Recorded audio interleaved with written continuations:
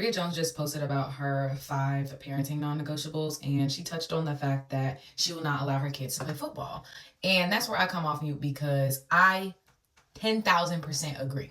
Okay, she was talking about it from a standpoint of how detrimental it is to one's brain, like their health, things like that. But I want to talk about it from a different landscape.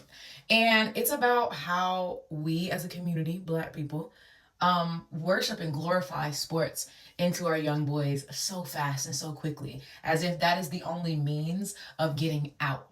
And don't get me wrong, absolutely love sports. I think watching football is cool. I always watch from a body mechanic standpoint. I have my master's in kinesiology, concentrations in sports. I generally love watching sports. But I do think that growing up with athletes, my dad wrestled till he's literally 45. Let that sink in. And being around athletes all my life, I feel as though like there is a disconnect when it comes to real world skills.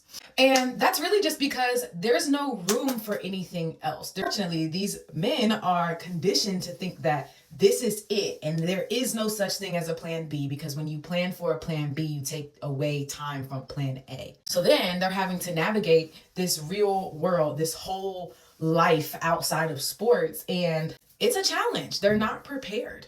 I feel like I've always struggled with this topic because as I work closely with athletes, I never want to come off as a hater. Unfortunately, there is no real conversation about life after sports, which is why my family started a nonprofit organization called the Bolts Foundation. We host football camps, wrestling tournaments, and soon to come a lot more sporting events, but there's an educational component with that. I'm talking professional development, resume workshops, interview skills. I'm talking about panel discussions about life after a sport, financial literacy classes for young boys. Okay, with that being said, me and my boyfriend host the Carolina Pass Rush Summit every single year. We're going on our 2nd year. We got a few events going on in the summertime that I can't quite tell you about, but stay tuned because we are integrating a lot of this information into our camps coming up. And follow me for more information. I'm so excited to get these things rolling. Outside of that, my name is Doris. Love y'all. Bye.